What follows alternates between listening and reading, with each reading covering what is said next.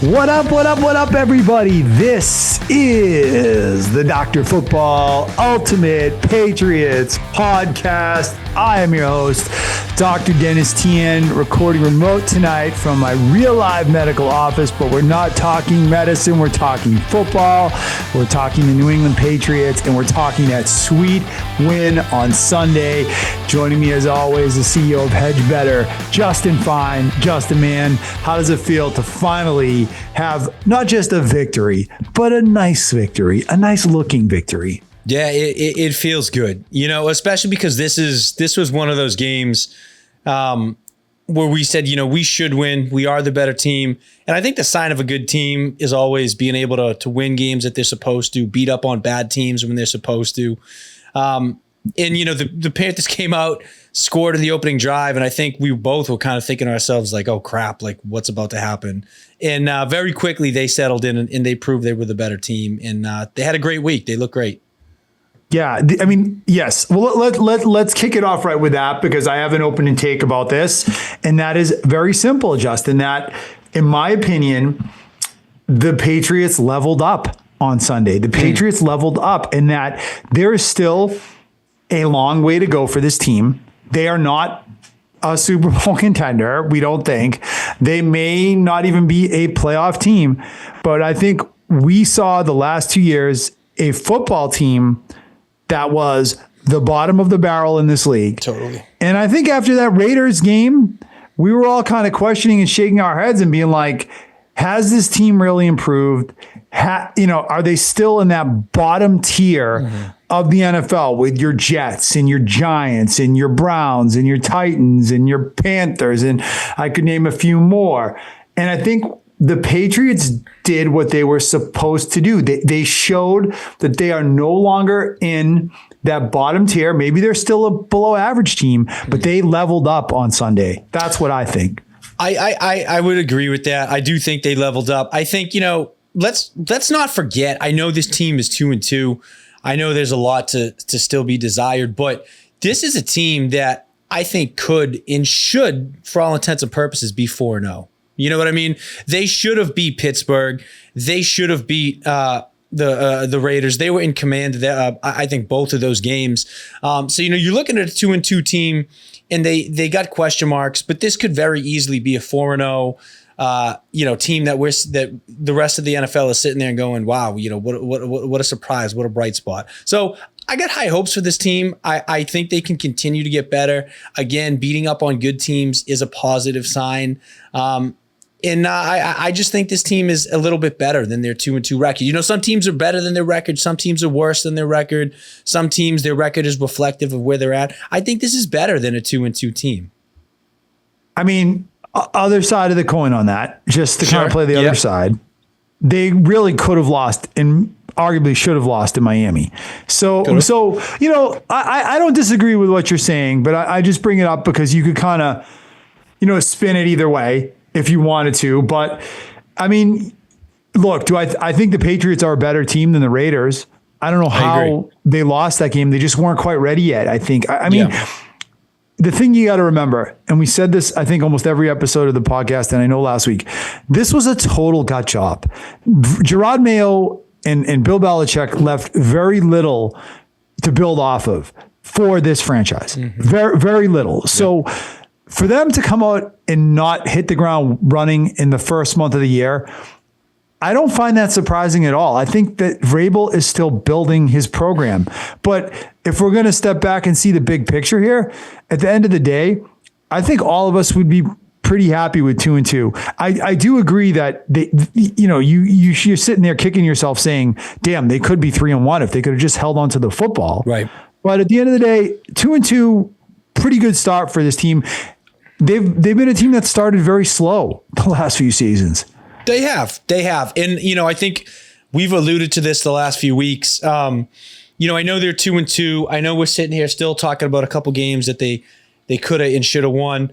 But this team is passing the eye test in a way that the last few years those teams did not pass. So I do think this is a team that's going to continue to get better. And, I think last year was the opposite, right? I think this team got worse as the season went on.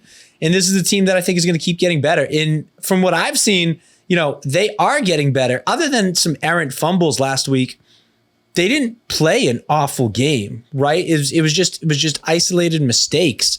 So yeah. I do think this team is going to keep getting better. We are seeing them getting better. And I think a lot of that falls on their young quarterback, who I think is looking really good. And I think he's taking that year 2 step that we said was much needed and necessary if this team was going to do anything noteworthy in 2025. I put the Steelers game and the Raiders game in very different categories personally. I feel like the Raiders they did just kind of outclass the Patriots. They weren't ready yet. The Steelers game is a game they really should have won. I don't think you're being a fanboy if you look at that Steelers game. I think a Steelers fan will look at that game and say the Patriots should have won that game. 100%. I mean, the Patriots literally fumbled that game away, but there's no doubt they were the better team in that game for sure. And I mean, you just said something, the eye test, which is 100% spot on. Like, you can look at all the statistics, you can look at the record, you can look at everything. At the end of the day, it looks like they're cooking something here. It looks like they're actually building something here. And a lot of those, indicators, the whiff test, the eye test, it just feels like finally it's headed in the right direction. Totally. Yeah. I like what I'm seeing out of this team. Even, guys like Stephon Diggs, right? Who I think, we said, wow, it's incredible that he's out there week 1. Let's look to see if he can slowly ramp up as the season goes on. And that was the best I've seen him look this past week, yep. Right? I mean, Drake May looked really good. This defense looked really good. In players are taking the next steps that we need them to take. It was nice to see Christian Gonzalez back out there healthy, not suffering any setbacks. He got beat a couple of times by Tet, but it's his first game back of the season essentially. So, he'll settle in, he'll keep getting healthier and more productive, but this is a team where everything seems to be trending in the right direction. Now, you mentioned the quarterback. I think I do have a take on the quarterback, and I think we should talk about the quarterback because I think we're in agreement from what you said that Drake May is playing really good football right now. Yeah. And I've heard a lot of people say, oh, we're starting to see that year 2 leap. I totally agree with that. And I just want to throw out, if you haven't looked at the NFL passing stats for 2025, take a look at them. Drake May right now is 6th in the NFL in yards. He's 1st in completion percentage. Okay. In yards per attempt, he is 6th in yards per attempt. He is tied for 4th or 5th in touchdowns. He is tied for 5th, he is 5th in quarterback rating. And he is 9th or 11th in QBR, the ESPN stat. You look across the board. Every statistical parameter for Drake May is telling us that he's playing at a top 10, borderline top 10 level as a quarterback. Yeah. I don't think it's at all hyperbolic to suggest right now that Drake May is a borderline top 10 quarterback in this league. And I would point out that everything he has achieved with the team around him that is still very much a work in progress. No true number one, even though we're seeing some signs from Diggs. An offensive line that's still coming together and really far from the best talent around him in this league.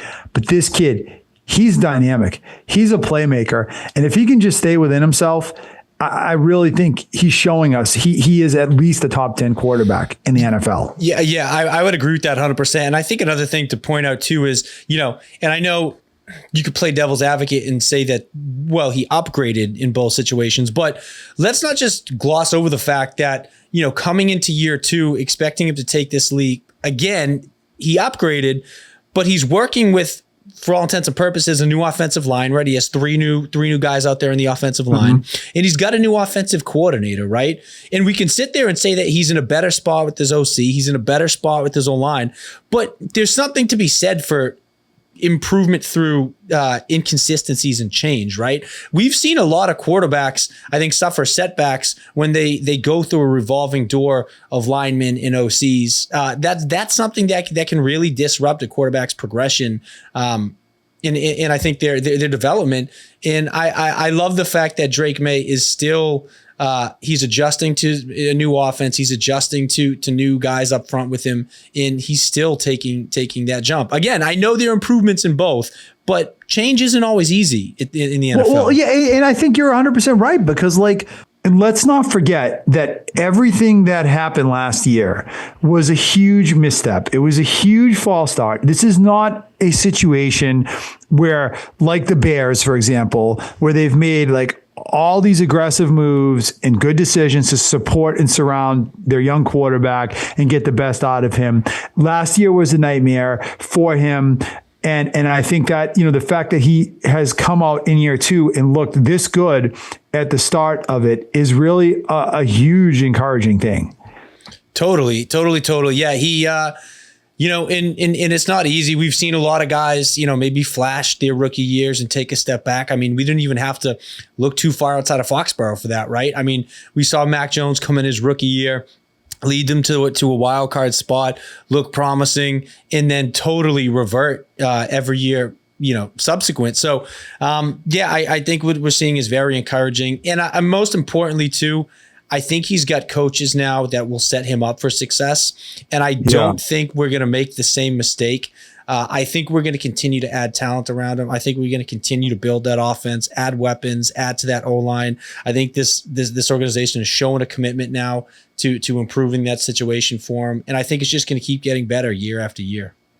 Yeah. And I mean, I don't think you can compare him to Mac Jones, for a lot of reasons. I mean, not the least of which is, we all had a horrible experience with Mac Jones, and he's a great textbook case of a quarterback that shined in his rookie year and then completely fell apart. But I think two things, besides the fact that yes, he's got a much better situation. I mean, we're getting insight now into just how toxic it was between Belichick and Jones and everything. Right. And I don't think that's going to happen again. But I also think this kid is way more talented, and he has way more resiliency and way more of an emotional composure. So totally. Now I will say that I think it's also a bridge too far. There's been some stats going around this week putting him in categories with Josh Allen and Brady and Lamar. I don't know if you saw some of these memes and the stuff going around this week with some of Drake May's performance in some of these games is in some pretty rarefied air. He does have to start winning games. And I think that's sort of the one thing that hasn't happened yet. Well, and you know what? I think hopefully that's to come, right?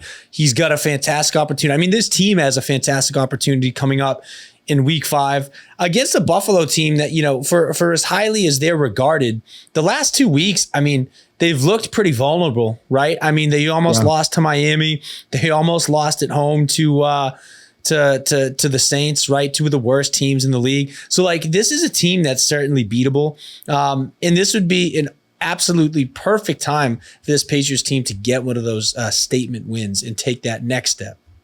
I mean, it's an opportunity to get a statement win. I'm not holding it against Drake or this team if they don't do it on the road on Sunday night in Buffalo against an undefeated team is a tough spot. And I don't think it's going to say that in any way that this thing isn't going in the right direction, or that Drake May is like a fraud if somehow they go out and they don't play well this week. So I mean, but I agree with you. At some point, they're going to have to start winning kind of these statement kind of games. I guess my overall take on this, Justin, and I'd like to hear what you think about this, is that, I don't think we should hold anything that happened last year against Drake May. I don't think we should keep bringing up the wins and loss record, because you're talking about a lot of losses that were piled up in just a completely dysfunctional mess of a franchise at that time. I don't think he was the lone bright spot last year. And you go back and you look at some of these games, he played really well in a lot of losses and a lot of times where there was nothing else good happening around them. I think we need to stop holding that rookie season against him, or, because I really don't think it was his fault at all. No, I don't think you're right. I mean, I don't think it was his fault either. He had everything working against him on top of the fact that he was a rookie. It was kind of the perfect storm for him to run into what he ran into. And through the storm, we still saw some light at the end of the tunnel in terms of his flashes here and there that kind of gave us hope that there could be that year 2 jump. So yeah, I don't hold that against him. I think this year is a much better predictor of who Drake Maye actually is and what his potential is. And, I like what I see so far. And just one more quick Drake Maye take, and then we're going to talk about a few other things. I do like, they didn't ask him to throw the ball a ton. And if you look at his really 2 best performances this year, it's kind of followed the same template. And I just think back in the preseason, we were saying 2021 Mac Jones rookie year, that's how it's going to look like at the start of the year. I've been underwhelmed by the running game at times and the support, at times. But if you're looking to get the best out of this kid, really you look towards the Miami game in last week as the model where, giving him that strong running game, almost that game manager role. I don't think that's an insult to say that. I think that is actually a compliment because it's showing that Drake Maye can play within himself, which has actually been a criticism of him to this point. He frequently tries to do too much. So for Drake Maye to show he can be a game manager, not turn the ball over, and take what's there is actually, I think, a huge strength, a huge sign of encouragement. But that's the template, right? The game plan from Sunday, I think. Yeah. But the one thing I will say though is, and I agree, I do like that formula, but every now and then, and this might not be something you need to repeat on a week in, week out basis, but every now and then you're going to find yourself in a game where it needs to be a shootout. You got to air the ball out 40, 50 times, right? Like you're going to find yourselves in a couple of those games, I think. And that's just how it goes. And I still feel confident in Drake in that situation too. Like he's not a guy that I think has to be a game manager. I think that's the formula for him. Right. But I think he has shown that if you need him to go out there and sling it, that he's got that potential. And I want to see him be comfortable enough to do that too in games where that's required of him to win. I think that's the next step, Justin. But I mean, really look no further than last week against Pittsburgh for the evidence that, he still hasn't learned. Don't do too much. That's a lesson he still needs to learn. But I agree with you in terms of the difference that separates a Drake Maye from say like a Mac Jones or something like that is that he does not have to be a game manager. He has that upside where he can go out and win games. And even on Sunday in Miami a few weeks ago where, they had him in that game manager role, but he made a few special plays in both of those games that really ended up being huge plays and the difference maybe between winning and losing. So he shows that upside. So I think it's in him to be that gunslinger. But if you want to win games, I think it's going to have to be something he evolves to. Yeah. And he might have another opportunity this week against Buffalo because they might need that kind of performance if they're going to pull an upset off. And that's kind of what I'm thinking is, against Buffalo, you got the potential for that to turn into a shootout. You might have to go out there and rely on the kid. And I'd be very curious to see what happens if that's the case. All right, I'm going to give you what I call some quick hits on this team. So let's just run through a few quick thoughts about what we saw on Sunday, and I want to hear your thoughts on a couple things. Number one is I really want to hear this from because you wanted them to cut Rhamondre Stevenson. Rhamondre Stevenson's role, the way they handled him getting the first carry of the game, I thought that was a statement. Justin, what did you think about how the Pats handled Rhamondre Stevenson on Sunday? Well, you know what? I think you had to go about it one of two ways, and they were both extremes, right? One is rip it off like a Band-Aid. The other is show him that you're still confident in him and act like it never happened and put him out there and say, hey, you're still our guy. We're still I don't like the whole, let's sit him and wait things out and see how things go, because that's just either delaying the inevitable or giving something time to fester and stew and get worse, right? So I think you had to do one or the other. And they went with the option of saying, hey, we need you. We got you here for a reason. We're going to throw you right back into the fire and see how you handle it. Albeit, against a pretty weak defense, which actually winds up being a really good situation for him to get thrown back into the fire and bounce back against a team like the Panthers. I love it?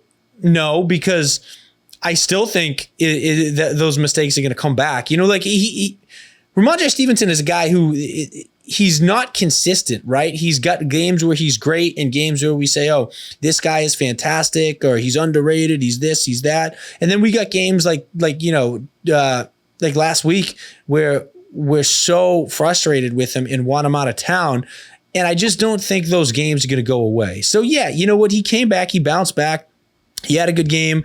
They threw him right back into the fire. But do I think that's the end of his problems? Would I be shocked if we have another game or multiple games throughout the rest of the season where we're talking about his costly mistakes costing us the game? No. And not only would I not be shocked, I actually expect it. So, that's kind of my feeling on it.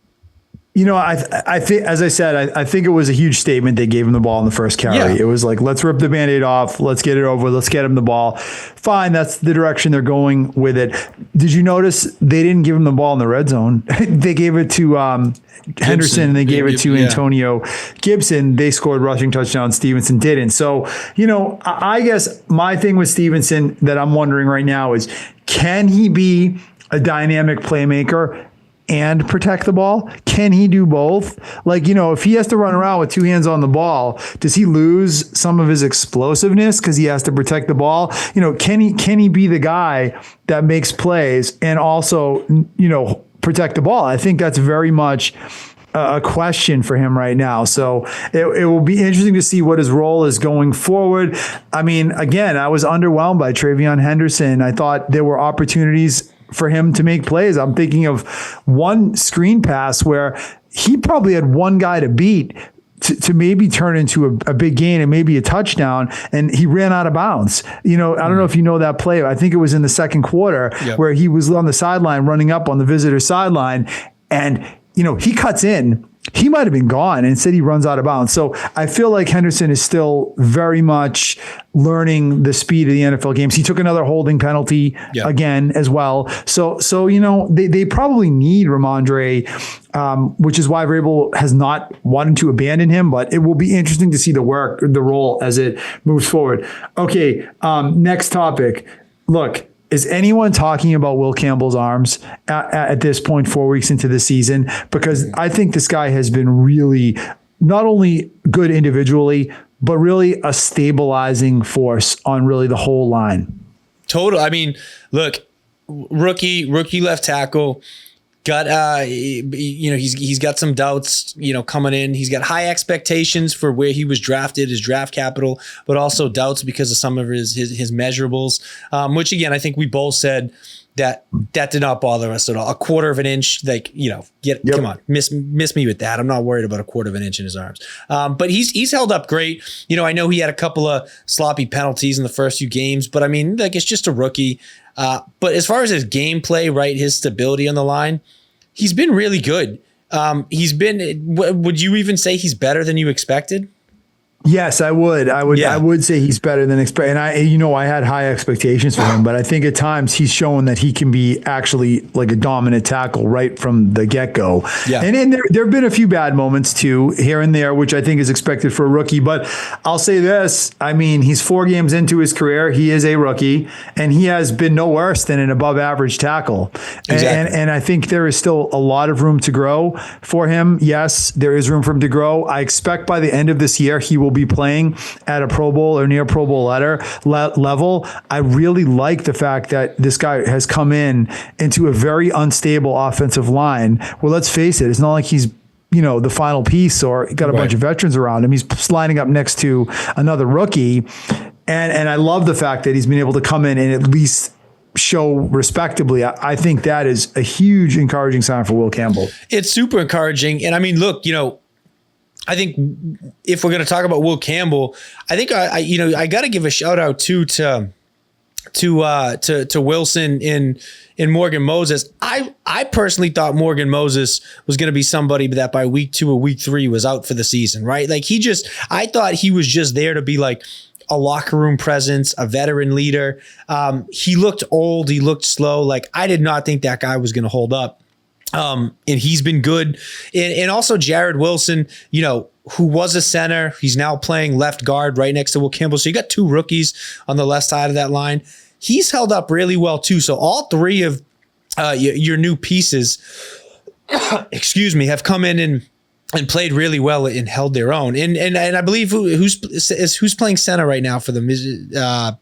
Bradbury from yes. Minnesota, and he has not been bad. He hasn't been bad either. So you he's been better in pass blocking than run blocking if you look at the statistics. But he is, and maybe that's one of the reasons they've been struggling a little to run at times. But he hasn't been bad. No, he hasn't. So you 4 out of your 5 pieces in that offensive line are new, and they're all kind of slotting in playing their role. So I love what Will Campbell's doing, but I love the fact that the other guys are coming in and contributing as well. No one's calling them the 92 Cowboys, but it's just, look, it's a breath of fresh air to have an average offensive line, which is what I think they are, average to above average with room for growth. I mean, that's a huge step in the right direction from what we watched really the last 3 years where, this offensive line has been a complete and total disaster.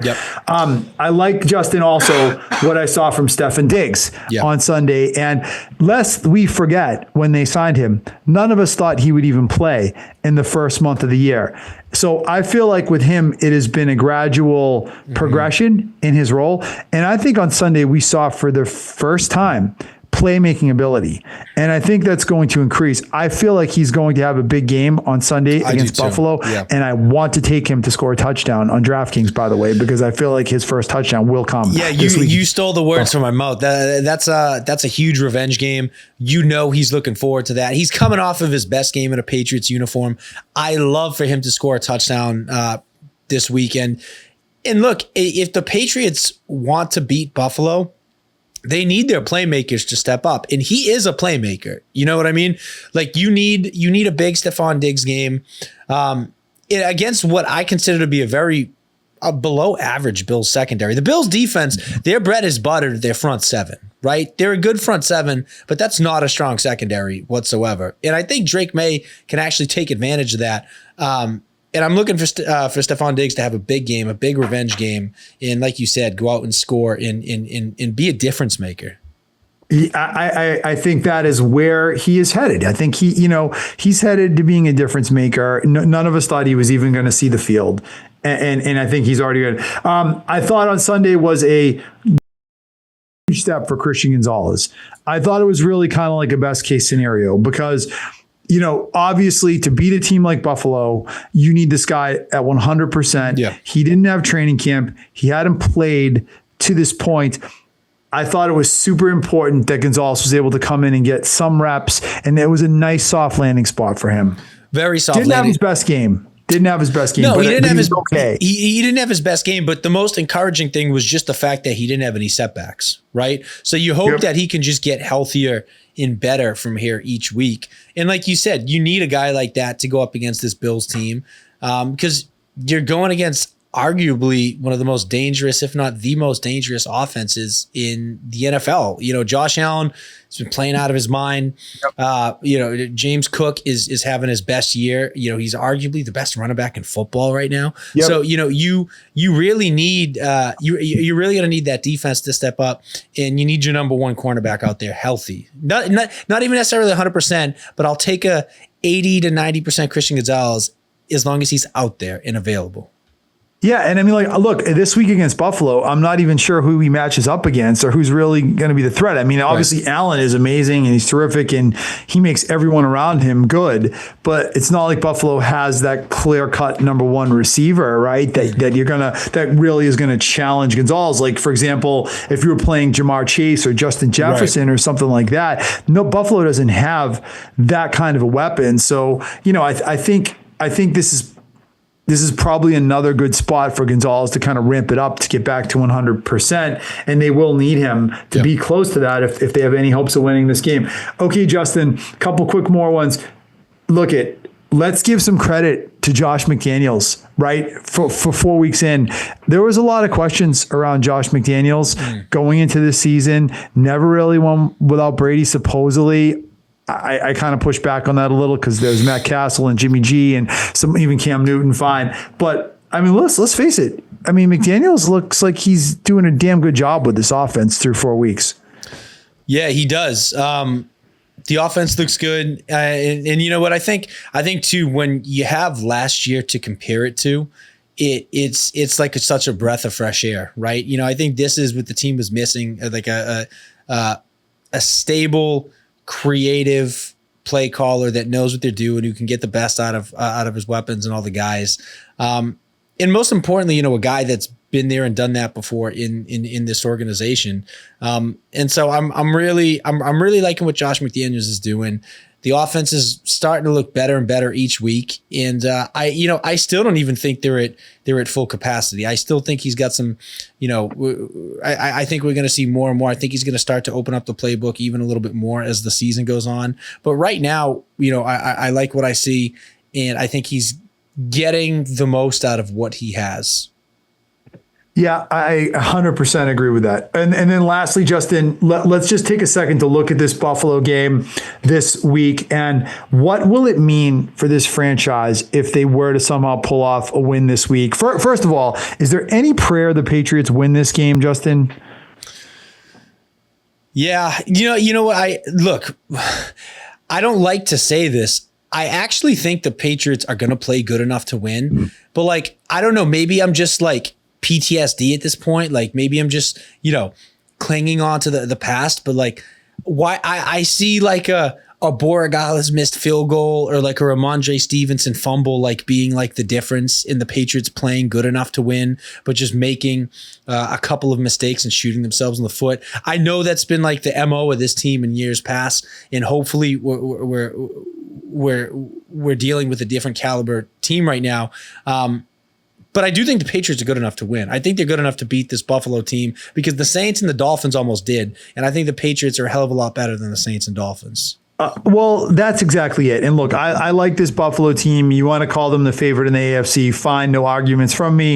If the Patriots can't win it this year, I would love to see the Buffalo Bills win the Super Bowl. I think they deserve it. I think Josh Allen's a great guy. I think he's a great player. I think he deserves it. All that said, don't tell me the Patriots can't compete with this team. Yeah. I mean, I just watched the Saints compete with this team, and I think the Saints are the worst team in the league. Yeah. The Patriots are better than that. I really think the door is open for the Patriots to steal this game. I love the Patriots this week. I love them with 8-9 points. I think I even like them on the money line because I think they'll have a legitimate chance to win this game.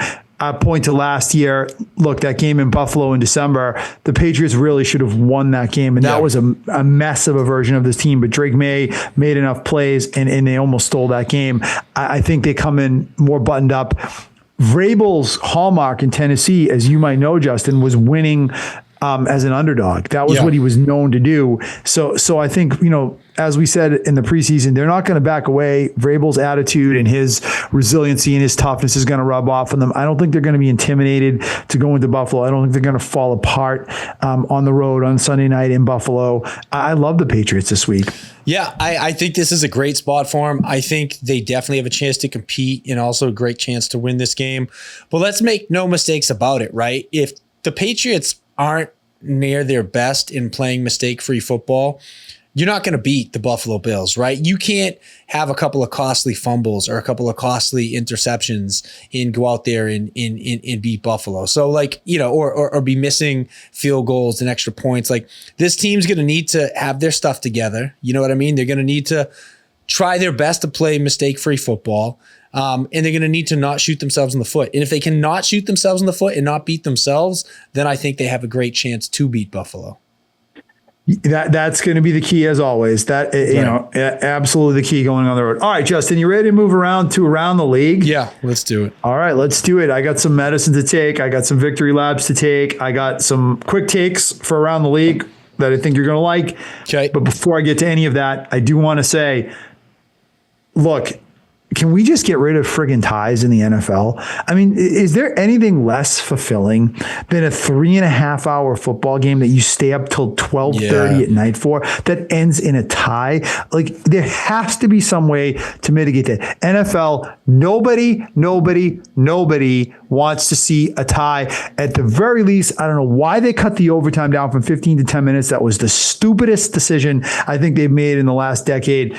But they got to find some way to decide a winner. I don't know what it is, but I don't want to. No, a tie is a loss for both teams. That's how it feels. Yeah, it sucks. I mean, I hate watching ties. what do you think about the college rules? The college rules have gotten a lot better over the last few years. I would be, way more in favor of just giving each team a chance, offense, defense from, I forget where they start, the 10, the 20, something like that in college. 20, yeah. The 20, yeah. 25, maybe something like that. Something like that. And just saying, okay, each team gets a chance. Boom. All right. Do it all again and just run it back until you got a winner. To me, that's way better than playing 10 minutes and calling it in a tie. Yeah, I've never heard anyone. I mean, yes, I understand they want to keep the game law short, but very few games make it to the point where they reach the end of overtime. So this is something that's happening once every couple of years. So nobody is going to complain about taking another 10 to 15 minutes to settle this game in some way. And I agree with you. Maybe you play a 10-minute overtime or a 15-minute overtime, and then maybe if it's still a tie, then you go college rules or something. Right. But you got to come up with something because it's just such a tease. It's such a anticlimactic way to end a game, tie game. Everyone go home, no winner declared. It's terrible. I can't stand it. I really can't. I think they got to do something about it. And like you said, I don't know what it is. Maybe it's extending the length of the overtime. Maybe it's instituting college rules. Maybe it's doing both. I don't know. But yeah, I totally agree. In the NFL, a tie to me is just like such. Even if like the other night, perfect example, like I got no stake in the Cowboys-Packers. You know what I mean? I don't care who wins and loses that game. But it's like just the fact that it was a tie was just so dissatisfying. You know what I mean? So 100%. And I feel like I felt like Dallas deserved to win that game. I don't know. Just to talk a little about the game, I've been really taken aback at what's happened to the Green Bay Packers the last 2 weeks. And it just is like a real lesson to all football fans. Like, don't overreact to any 1 or 2 week stint, because I think all of us were ready after the Micah Parsons trade and the way that Green Bay team looked through 2 weeks. Yeah. We were ready to book their tickets to San Francisco. Yep. And then go out and they lose a game to Cleveland. That was a pathetic end of that game. And then their defense looked pathetic, just pathetic on Sunday night. I mean, I don't even think Green Bay clearly isn't the best team in their division right now, let alone Super Bowl contender. So it's just a great reminder, like, let's not overreact, right? Exactly. And look, I mean, you're only 4 weeks in. How often do we say that it really comes down to who's playing their best football at the end of the year? You can't read too much into this. I do think the Packers are talented, but they're clearly not unbeatable like some people were saying that they might have been after the first 2 weeks. As far as the Dallas Cowboys, I don't know what to make of them. I think they're going to be that team this year that can win any game and lose any game. And it doesn't even matter really who they're playing. Like, you just don't know what you're going to get out of them. They could go out and they could lose to one of the worst teams in the league. They could go out and they could beat one of the best teams in the league. I think they're just going to be so unpredictable. And if you're a bettor, I wouldn't touch the Cowboys with a 10-foot pole because their predictability is just zero right now. Yeah, and their defense is literally historically bad. They have one of the worst defenses that we can remember in recent years. Right. And I don't know if that gets fixed. I don't know if they have the talent to fix that. No. All right. Do you want to take your medicine or take a victory lap from some of your calls from the last couple of weeks? I got a little bit of both. I'm gonna combine it. I'm going to take... Oh, you just stole my thing. I was going to combine mine. You were going to combine yours? Okay. Yes, I got double. All right, go ahead. Right. If it's the same one, I'm going to hit the roof. Okay. All right. Well, listen, I'm counting it as both a victory lap and a taking my medicine on it. And that was the Colts over the Rams. Okay. Not mine. All right. Good. Crisis averted. I'm taking my medicine in the sense that I said the Colts were going to win the game. I like them to cover 3 or 3.5. I forget what the spread closed at. They wound up losing by 7. So in that sense, I have to take medicine. But I also want to take a victory lap because they were winning most of that game. And if not for an errant holding call by Adonai Mitchell, Jonathan Taylor busted open a 50-something yard touchdown run at the end, and the Colts would have been up by 7 points with like 2-3 minutes left in the game. So I'm gonna both take my medicine and take a victory lap on that take because I think I was right and wrong in the same breath. I will take some medicine on the Rams. And I'm going to tell you, like, I just can't figure that LA Rams team out. Last week, I had them against the Eagles. That was the blocked field goal game where Jordan Davis returned it for a touchdown, and they're costing me a loss there. This week, I had the Rams minus the 3.5, and I sold out of the game. Live action bet, by the way, got out right up hedge better's alley. Okay. 3.5 points favorites. 2.5 minutes left in the game. The Rams had the ball. I said they're going to win this game by a field goal. And then what happens on the very next play after I sell off the bet? Davante Adams takes it like 80 yards to the house. When does that happen? The answer is never, but it happened to me, costing me what would have been a win. Okay. So I just can't figure this. It was literally the mirror image of the loss I had last week, right? This was the mirror image in a different loss, in a different way. 2 horrible beats in a row in the Rams. So I just can't figure that team out. Yeah, well, look, they're a good team. Don't get me wrong. Here's what I was right about them. You were right, but look, here's what I got to say is, like, I think we've obviously been talking about this for the last couple of weeks, but I think, like, saying that we can't figure the Rams out, I don't necessarily think that's accurate, because I think they were going up against one of the better teams in the NFL that nobody's willing to admit is a very good team yet, right? Like, we've been saying this for a while.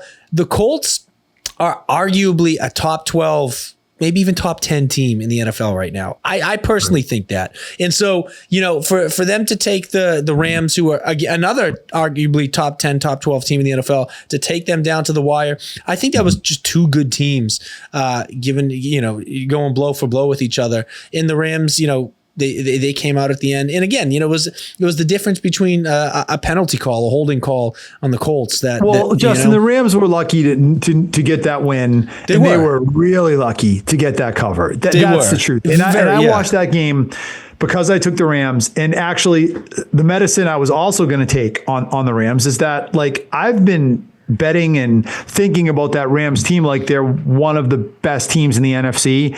And I think that's wrong. I think they're a good team, but I don't think they're really in that top echelon. And I'm sorry, like, Matt Stafford looked really shaky at times in the second half of that game.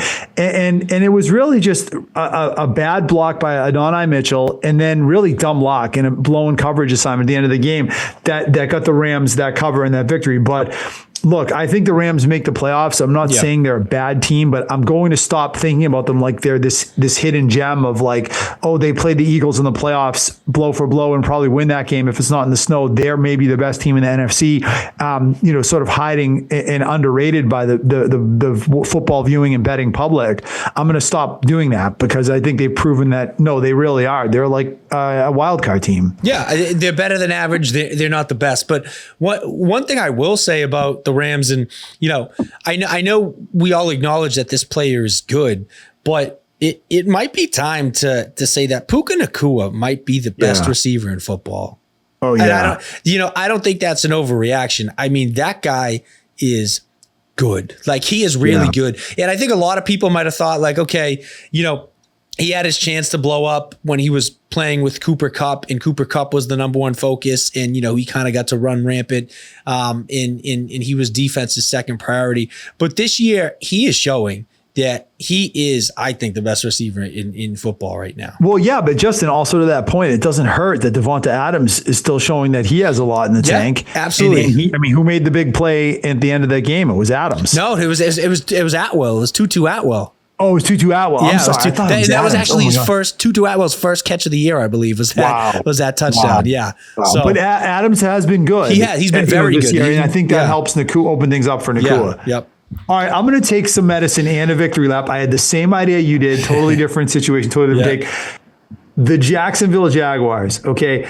I'm taking medicine because I thought they were going to suck, and I thought Liam Cohen was in way over his head, and I thought it was going to be a mess. So I will take medicine on that. They're 3-1, and they won a big game in San Francisco. I thought it was a prove-it game for Jacksonville. It's the kind of game they always lose. They won it. So I have to take medicine on that. The Jacksonville team looks good. But I'm also going to take a victory lap because I will give all the credit in the world to Liam Cohen, who I disrespected, and that's why I'm taking medicine, because I disrespect him. Liam Cohen has found the Trevor Lawrence cheat code. How do you win with Trevor Lawrence? The answer is you win by not counting on him at all. Look at the NFL passing statistics. He is 30th in passer rating. Okay, he has one of the worst completion percentages in the NFL at 58%. They are not counting on Trevor Lawrence. They are running the ball, and they have forced more than 3 turnovers in all 4 games this year with defense and running the ball and not counting on Trevor Lawrence. And that's where I'm taking my victory lap, because the only way you win with that quarterback is you work around him. I 100% agree. And I got to say, throughout the entire NFL, the Jaguars defense might be one of the biggest shocks through 4 weeks in the entire league. I mean, where did it come from? It came out of nowhere. Not only did it come out of nowhere, but like, other than like 1 or 2 guys, like everybody is a no-name. Like there's nobody to speak of on that team, but yet they're playing very well. And like you said, I think we took Liam Cohen as a joke. We disrespected him. And we disrespected that defense, that team. But I'll tell you what, they just went into San Francisco and won a tough game in a tough place to play. 4 turnovers. 4 turnovers. So, like I think you're 100% right. You can't count on Trevor Lawrence really for anything. And that's why they're winning. They're, like you said, they're running the ball. The defense has been stellar. And I did not see any of that coming. Yeah, credit to Liam Cohen. He has found the cheat code. Don't count on Trevor Lawrence and play like you're the like you're the 2000 Ravens and you can win. I feel like it's funny because to me it's like hearing that out loud. It's common sense, but it's like counterintuitive of what everybody else has tried to do with Trevor Lawrence. Everybody else has tried to quote unquote unlock Trevor Lawrence, right? And get him to ascend to be like a top tier quarterback in the NFL. Like that's what everybody's tried to do. They've all tried to unlock him. And that's what Liam Cohen was brought in to do. Yes. And right. And that's what we all thought he was brought in to do. And Liam Cohen has taken the exact opposite approach. He said, I'm working with what I got. I'm not gonna try to turn a frog into a prince here. I got a frog and I got to work around it. And that's the exact opposite of what everybody else has tried to do. And that's really what good, smart coaches do. So credit to Liam Cohen for figuring it out, how to make it work, because a lot of coaches would not do that. They would force it. They would say stuck on this idea of Trevor Lawrence, and it would literally destroy them.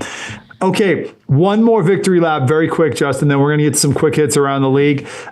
Justin Field and the Jets, man. I'm taking a victory lap on that. The Jets are 0-4. They're the only team in the NFL that has not forced a turnover yet.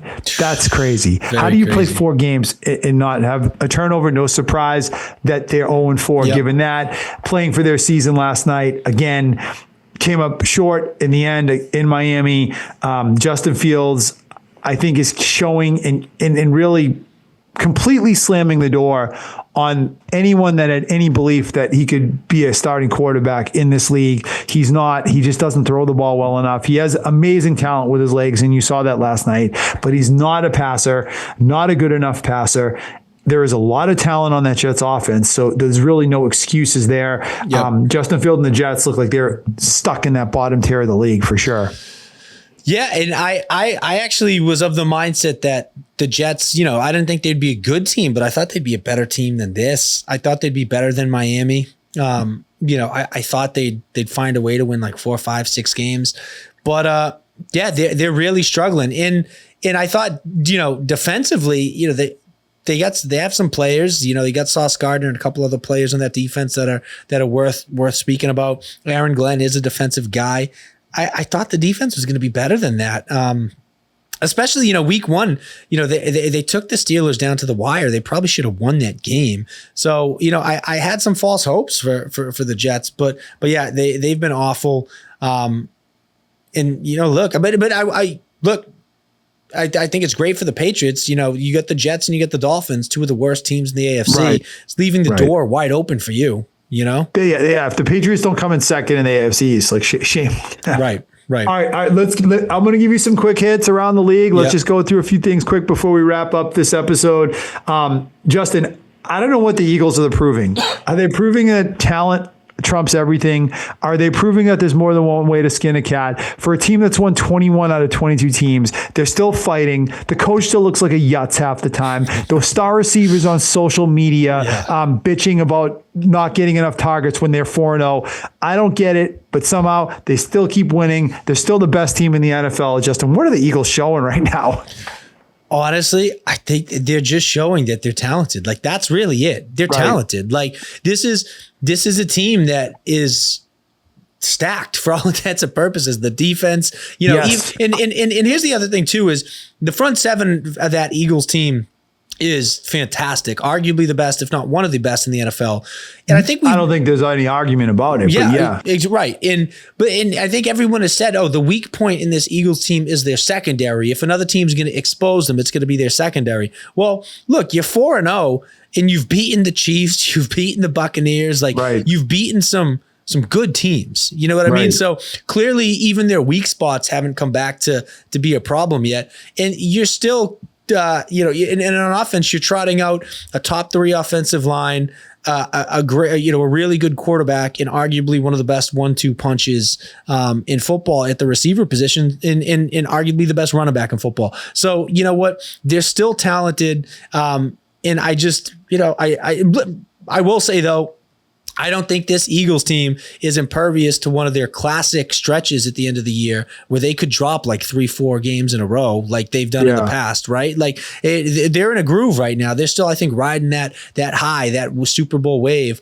But I wouldn't be shocked if this team has an abrupt kind of come back to reality moment at some point this season. It's just interesting because, I've always been a believer that, team chemistry counts, attitude counts, like being a good teammate counts. Like teams that don't do that tend to fall apart when it's all said and done. Right. The Eagles are just like, no, we're so talented that we can be a mess and it kind of doesn't matter. Let's see what happens.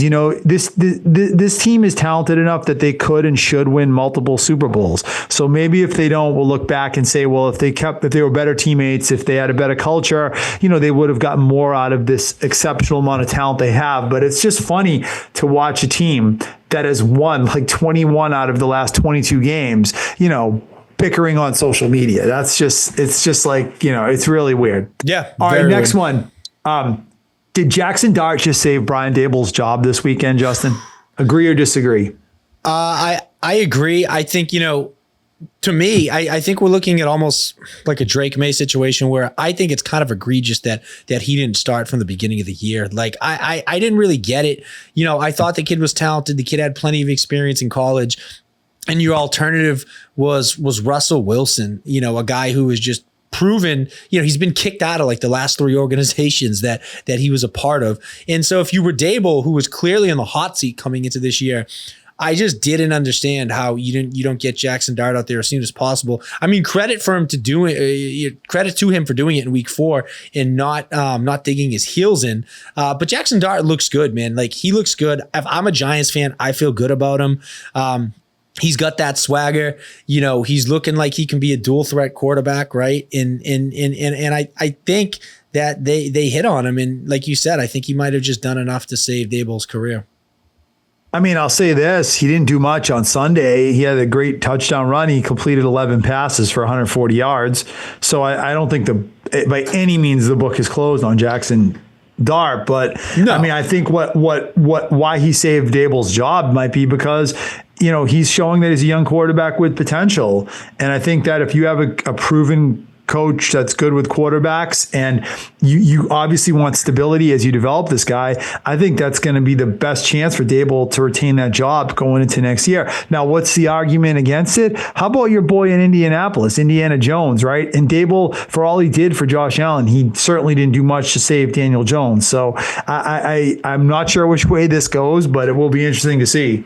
Totally. Well, I think that's a fantastic point, is that, if Dable's career is in the hot seat, I don't think it's because of either of the quarterbacks on his roster right now. It's because of the fact he let Daniel Jones go. He couldn't do anything with Daniel Jones. And now Daniel Jones shows up to Indiana, and the Colts are looking like one of the better teams in the league, and Daniel Jones is looking like, a good quarterback. Yeah, I think he definitely messed up there. I think that's a bad reflection on him. But Jackson Dart looked good enough, and let's not forget. I mean, it's not that Jackson Dart looked amazing, but he looked good enough, and B went out and beat the Chargers, who were a really good team, right? So that, I think, at least buys you a little bit of time. Yeah, agreed. 1,000%. I mean, if I had to make the Brian Dable doomsday clock, I'm definitely moving it backwards like an hour after Sunday. For sure. And the other thing I'll say to that too, real quick, is, if you're Dable, the expectations just got even a little bit lower. You lose Malik Neighbors, right? And so, without Malik Neighbors, right, your expectations move down a little bit. And so the bar is not even as high as it was coming into this week. Well, yeah, I've heard people say that, Justin, but I actually, I'm sorry. I think Brian Dable needs to win. I don't think he's going to get, I think he's out of excuse cards. So I think the Neighbors thing was actually a blow to that personally. I've heard a lot of people say, well, the Neighbors injury, the expectations are lower. That's good for Dable. I really feel like Dable needs to win at this point. Well, I think he at least needs to show that with a healthy team in another offseason, another round of free agency, and another draft, that the Giants can be competing at a high level next year. That's at a bare minimum what he's going to show. Okay, next one, Justin. You famously predicted that Mike McDaniels will be the first coach that was fired this year, and I'm here to tell you today that I think that that's wrong. And we're going to throw out a few other names I think will beat him, but I want to say this. The next shoe to drop in the NFL coaching carousel is going to be Ravens defensive coordinator Zach Orr. That guy should get his resume ready. He is as good as gone. The Ravens defensive struggles were not just this year. They go back to last year. That guy's job is in trouble. I think that guy, he doesn't make it to Halloween. I mean, yeah, he very well might not. I mean, the Ravens got their butts handed to them by Kansas City, who has just owned them. I think Kansas City's won like their last 5 out of 6 against Baltimore or something like that. But the Baltimore defense, was supposed to be pretty good coming into this year. They had made some good additions. They always draft some key talent. They drafted that kid Malachi Starks. Is the safety to come in and help add some depth to that secondary, but their defense has been awful, just awful. And so, yeah, I think it's right for the defensive head coach to be in the hot seat. I think Jim Harbaugh has. Sorry, I always get the Jim or John. Which one's Baltimore? Jim. John is Baltimore. I think John Harbaugh has proved that he's a good coach. He's won Super Bowls. He's won big games. He's coached up teams. I think he's proved that he's not the issue. So you know what? When you have that type of pedigree as a head coach, I think the next man up is clearly going to be the defensive coordinator in that situation. Oh, yeah. When the Baltimore Ravens are playing historically bad defense, I mean, someone's got to be the fall guy, and it's not going to be John Harbaugh. Right. So this guy, or I think he's in his second year. Yep. The defense has really struggled for his whole time that he's been there. So I think he goes.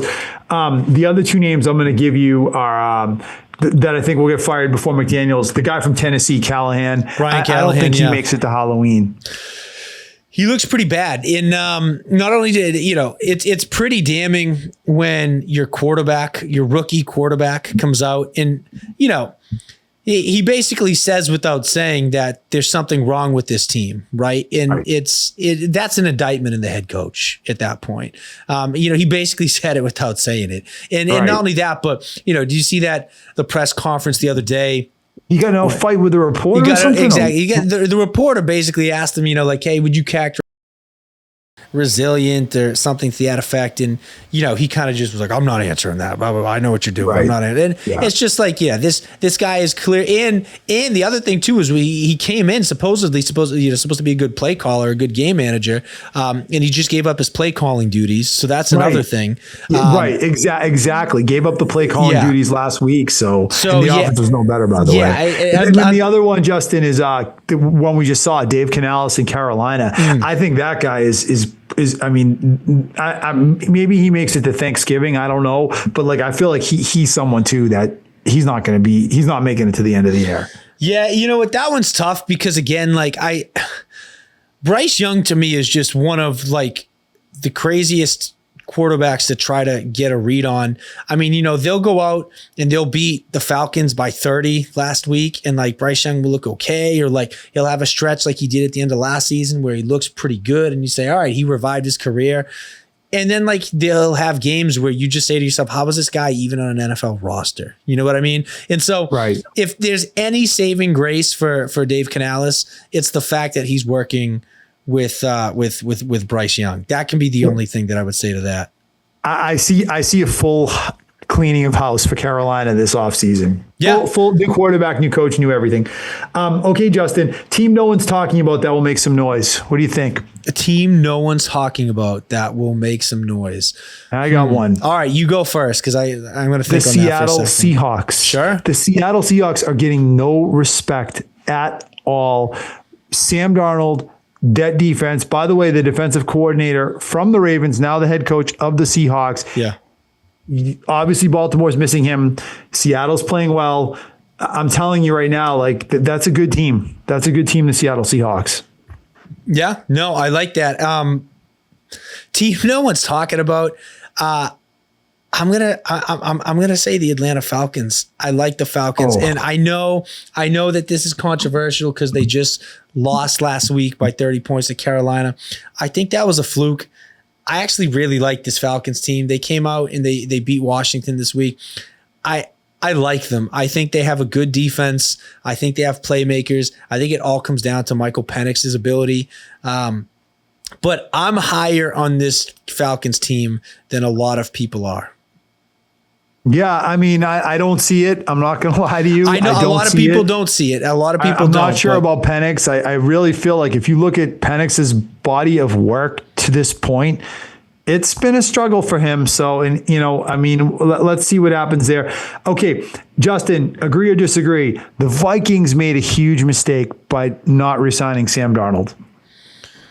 I disagree. I think Sam Darnold is like, we've talked about him. He's talented, but his ceiling's only going to take you so high, right? He's not a guy I want in big games. I don't think he has Super Bowl upside. And I think when the lights are the brightest, I don't think you're going to get the best version of him, especially in the playoffs. I think when you with the Sam Darnold, I think your ceiling is 11, 12 wins in an early exit in the playoffs.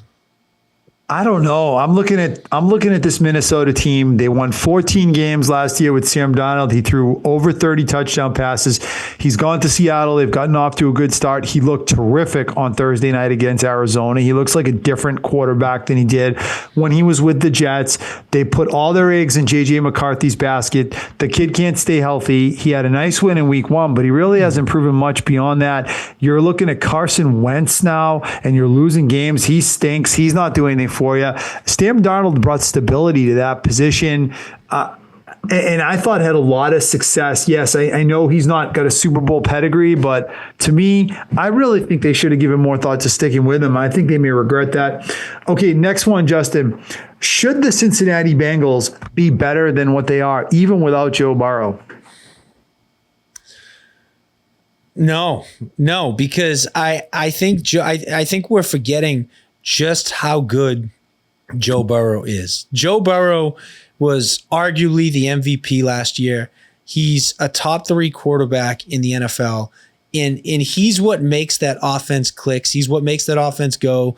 He's what makes up for the fact that that's an average defense at best. Like, he is that organization. You know what I mean? So I don't think you can just plug in Jake Browning, who I think is a decent backup, by the way. I don't think he's a bad football player. He's a decent backup, decent second or third string guy. But you can't just plug in Jake Browning and expect similar to well, results. The last to what time you Burrow had. got hurt, Browning was pretty solid. He's been awful by and large for this whole little stint. He has, but don't forget that last time where he was pretty solid, that was for a couple of games, right? That was like a couple game stint. So you're now looking at you're now looking at a team that's not going to get Burrow back, if at all, until the end of the season. So, it's tough, man. I don't think Burrow gets enough credit for what he does in Cincinnati. I mean, all due respect to Joe Burrow, I think he's a terrific quarterback.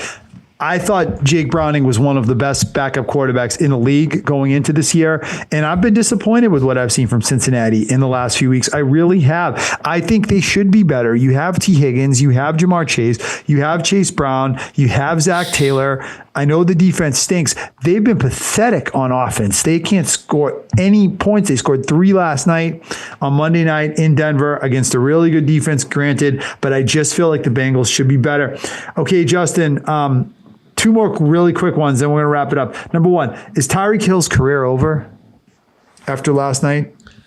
I mean, that was an ugly injury. I mean, he's obviously out the rest of this year. Could he even be back next year? And does he even want to be? I don't know. I'm going to say no. But I don't think he's going to come back as Tyreek Hill, obviously. Yeah. I think if he comes back, it could be in like a year or two is maybe like a depth piece on a team that needs a third or fourth guy. Yeah, I agree with that. I mean, if he does make it back, he's never going to be the same player. This is a guy, I think he's 31 or 32 years old. Yeah. He relies on speed and quickness. That's his game. His nickname is the Cheetah. Yeah. He's not a big guy. Right. He's fast and he's quick more than being fast. And this was no garden variety ACL tear. No. This was a Robert Edwards, if you remember that name, type injury. So I think his career is very much in jeopardy, and I'm not sure if he does come back. I don't think he'll ever be the same player. Last one, Cleveland Browns should bench Joe Flacco, and if so, who should they roll with? I'm gonna say no, just because I look, I understand you want to know what you got in Dillon Gabriel, you want to know what you got in Shedeur Sanders, but I'm gonna tell you, I don't think you need to play them to know what you got. I think Dillon Gabriel is going to be lucky to be a backup quarterback in this league. I don't see it with the kid. I'm sorry. I don't think he's your answer as your franchise quarterback. And I think Shedeur Sanders is showing you that he may be somewhat talented, but he clearly doesn't have the intangibles. Like, I think Kevin Stefanski is one of the better coaches in the NFL. I think he's a smart guy. The fact that he hasn't made the switch to Shedeur yet, that tells me that there's red flags. There's alarm bells going off, and there's a reason that they're still rolling with Joe Flacco. Yeah, I think you're right. And I think it might be that, if you're a Browns fan, you may just have to accept the fact that there is no viable NFL quarterback on that roster. Dillon Gabriel is a 5'11" left-handed 5th-round pick. Yeah. Shedeur Sanders appears. There's something wrong with Shedeur Sanders. We don't know if it's physical or emotional or if it's a work ethic thing, but there's a reason why he fell to the 5th round and hasn't gotten an opportunity yet. And we know Flacco is not the answer 100%. So, it could be a very tough year for the Browns because there probably is no NFL quarterback on that roster. Right. They have a great defense. Yep. And you saw that last week against Green Bay. That's a defense that is one of the better defenses in the league, but they're not going to win many games because they just don't have a quarterback. No, they don't. And when you don't have a quarterback like they do, I think the best thing you can do is roll with experience and roll with somebody who can at least just, if anything, even if it's not good consistency, just give you some consistency and stability. And I think that's Flacco at this point. Yeah, I think that's what they're doing. But I don't know. I just see no way he makes it through 17 games at 41 years old with that team. So yeah. So I think at one point we are going to see one of these guys. Okay, Justin, any final thoughts or takes before we wrap it up? No. I think that does it. Yeah, I think I'm good. The one thing I will say is, I'm very interested. I want to keep my eye on Jackson Dart moving forward. I know we talked about him, but he's someone that I'm going to be very curious to see what he does the rest of the year, especially without his number one target. But he came in, he came in with the bang.